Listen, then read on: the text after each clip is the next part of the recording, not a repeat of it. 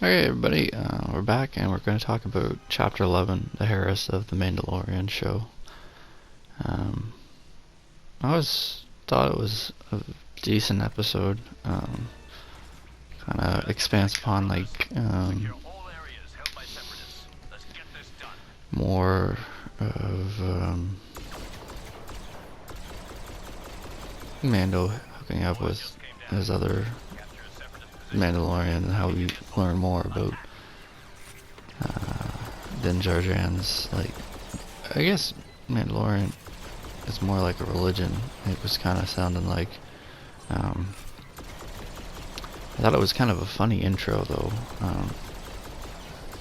The way well, you know what? We'll start it again. I'll read out the episode, so people have an idea what it's about if they haven't watched the show.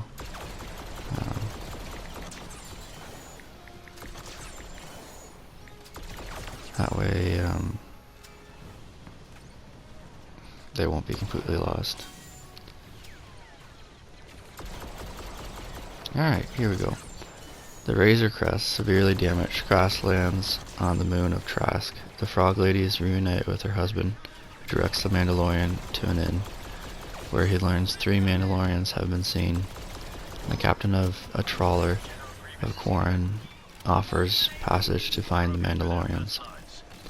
Out at sea, the captain shows them a mammacore they are transporting. He suddenly throws the child's carrier to the beast.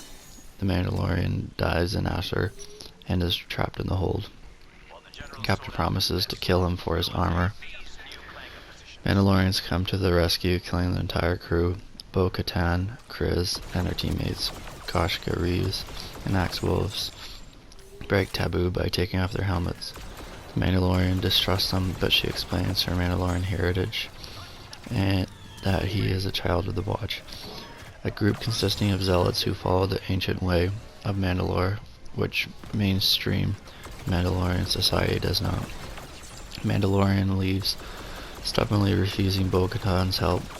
The Mandalorian is attacked by the brother of the dead trawler captain. Again, Bo-Katan comes to his aid.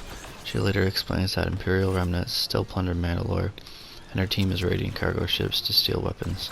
She promises the information he needs in return for his help. Their next raid, Bo-Katan also seeks a Mandalorian relic, which had been stolen from her, the Darksaber. The child stays with the Frog Lady. The team makes short work of the stormtroopers on the board the freighter and takes control of the cargo. Bo-Katan alters the mission, deciding to take the whole ship. The Mandalorian is reducted. Bo-Katan mocks him, saying this is the way. The captain alerts Moff Gideon, but it is too late for help. Gideon tells the captain to sacrifice the ship to kill them all. The Mandalorian makes a dangerous charge at a group of stormtroopers, allowing Bo-Katan to take control of the ship in time.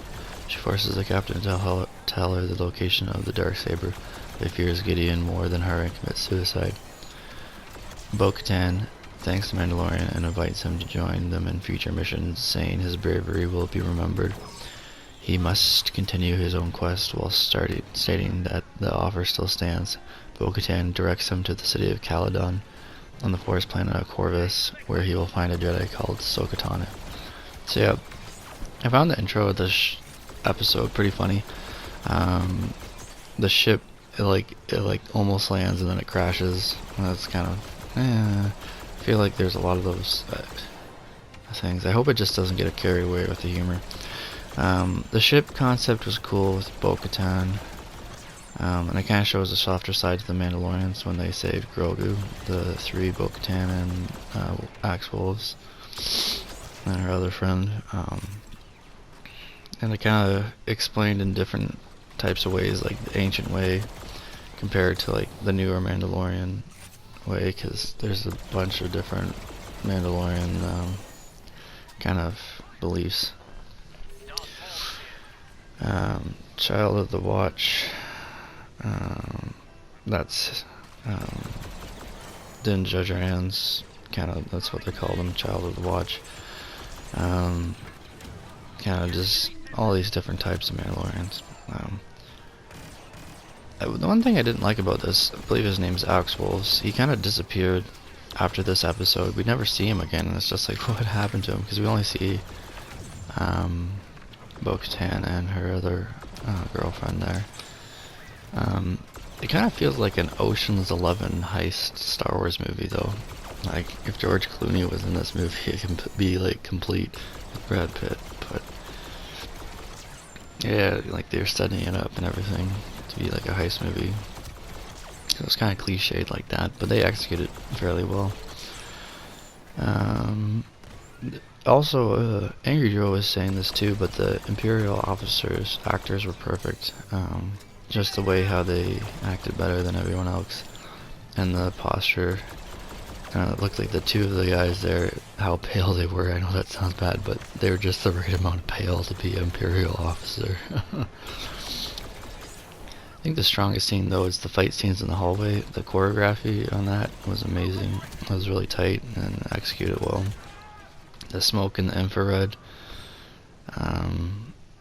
when they toss the smoke and they're going in full-fledged shooting, like all four of the Mandos, like that was a kind of a really interesting scene. It really makes me think of Republic Commandos and some of the tactics they probably use. I feel sometimes they should be careful, again, with how much humor they use for one episode, as it might get like excessive. I feel like they kind of like edge on the line of danger, sometimes putting too much.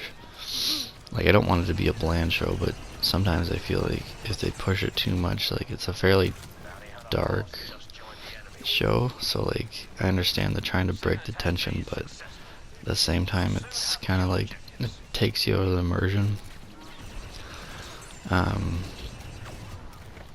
And then we see like Bo-Katan kind of showing that she's a different culture of a Mandalorian, because she kind of breaks the terms of the deal. I don't even think Boba Fett would do that. And then she says, "This is the way." After Din Djarin is just like, "Well, we weren't going to capture the whole ship. We're just going to get the guns and then leave." Bo-Katan like smirks and she's like, "Well, this is the way," kind of like mocking his religion.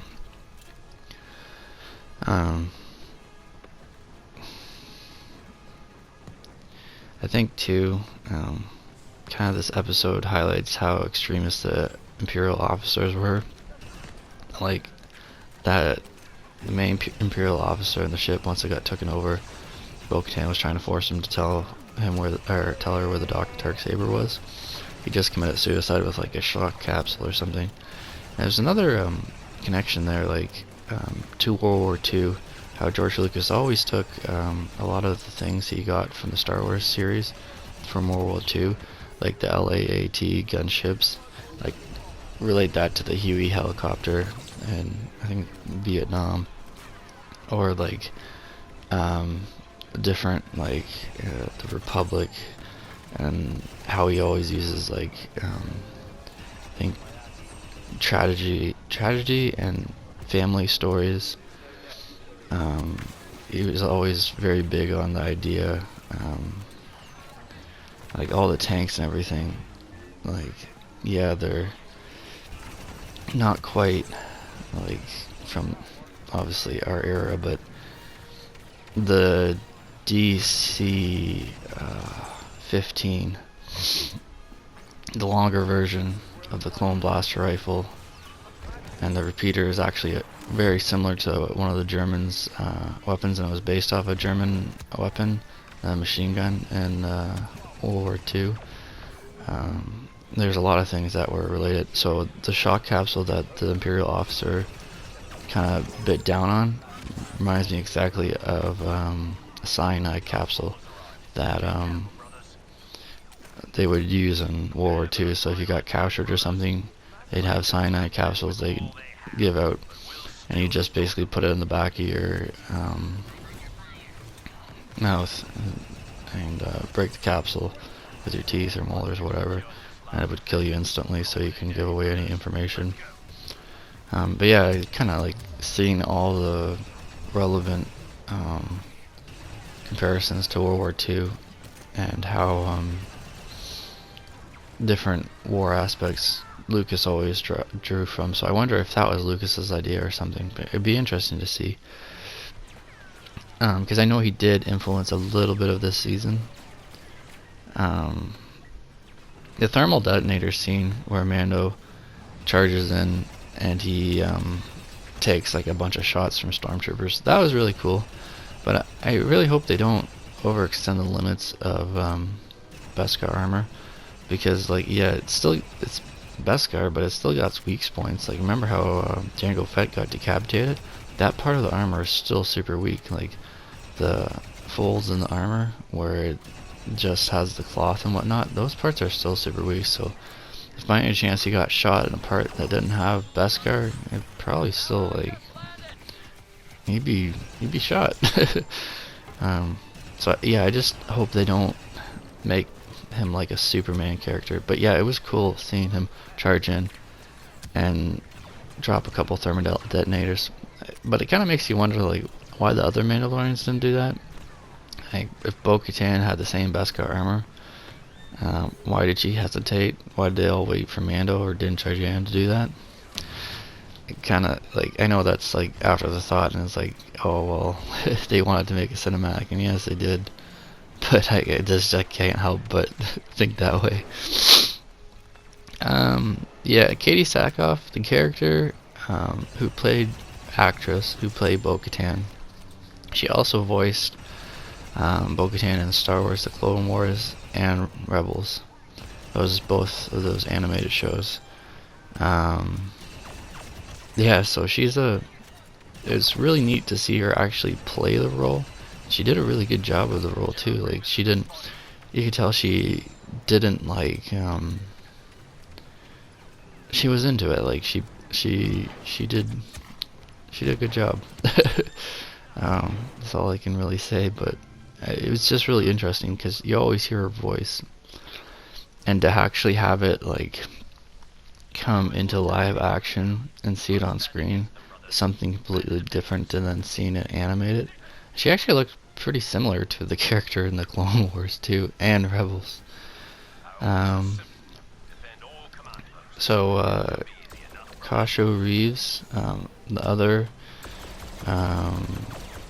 person of the squad of Bo-Katan, is played by Sasha Banks in Axe Wolves. He's played by Simon Cassanides. I probably messed that up. And Axe Wolves actually looks very much like Tamarison Morrison esque look-alike, which I really like because I don't know if it's Tamara Morrison almost looks like he has Samoan ancestry, kind of, or maybe Puerto Rican. Just that stuff, heritage. It makes him look pretty tough. I always thought that was kind of cool. But yeah, he looks exactly like the Mandalorian should look. I remember after Ahsoka liberate Mandalore, it was taken over. Yeah, like, you have to remember, after Ahsoka liberate Mandalore, it was taken over by the Empire. So there's still a lot of hate towards the Empire.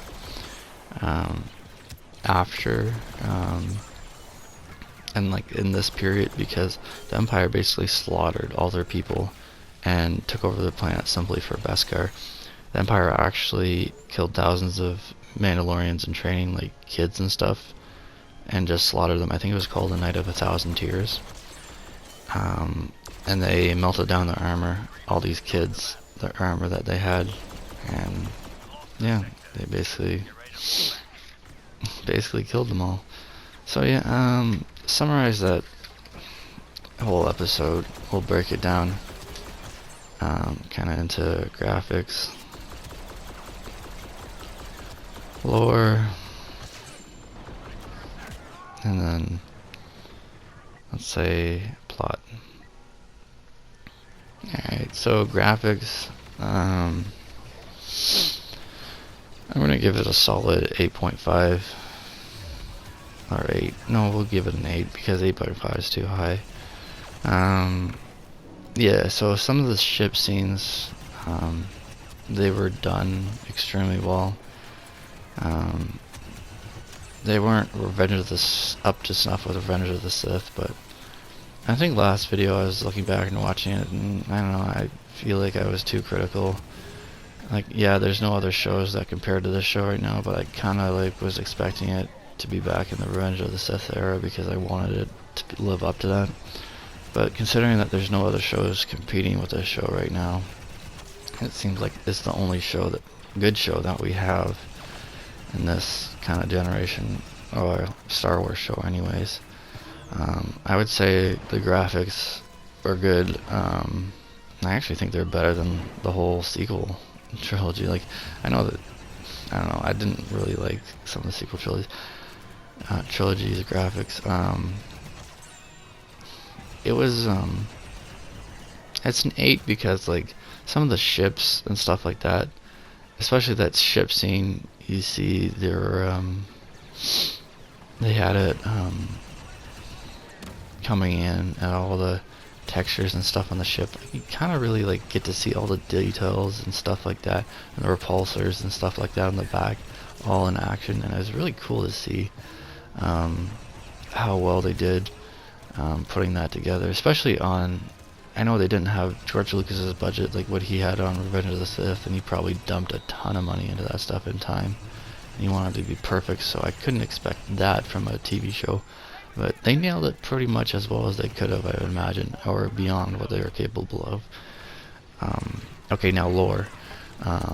Lore, I would say I really liked it because it expanded upon the Mandalorian, things that we know in every way possible.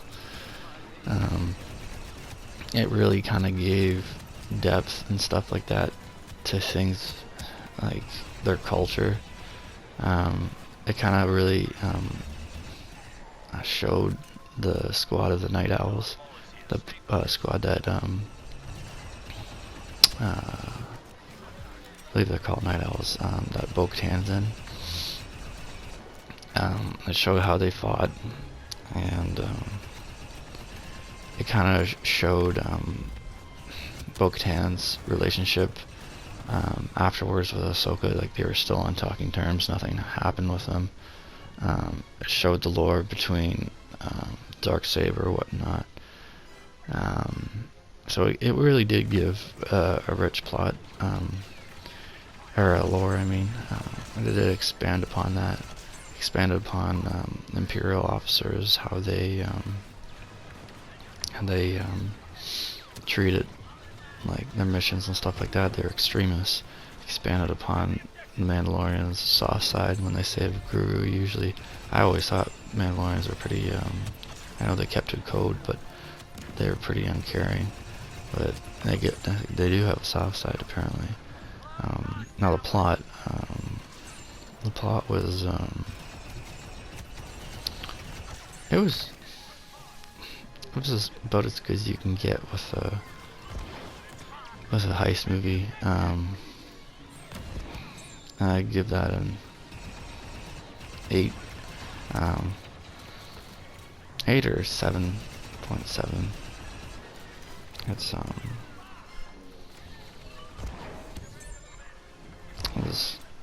that was a clear beginning, middle, end. If anything, it felt like it dragged a little bit too much, but I think you needed that drag to set up what was going to happen in the end, and how it was going to finish out. And it really did a good setup for the next episode. Coming into it, like, as I'm doing this, I've already watched the whole season 3 or 4 times already, so I can really put together the structure and figure out the beginning, middle, and end, and how well they structured each of them. Most of the reviewers, what they did, they just watched each episode as they came out and didn't really watch it as a whole to, like, put it together and put the pieces together, and kind of analyze it as an entire show. But yeah, that's chapter 11, the Harris, the Mandalorian. So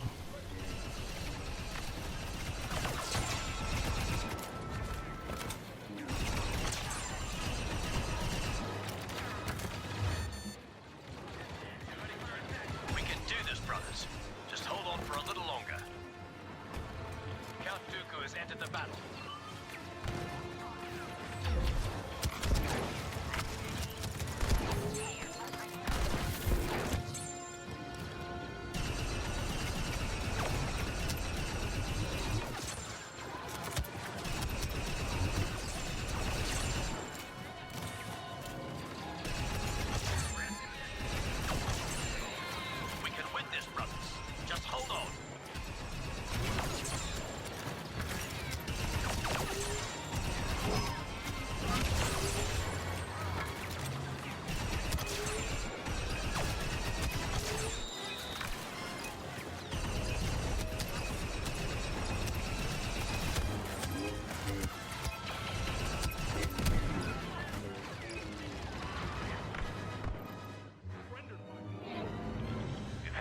attackers and kept the planet safe.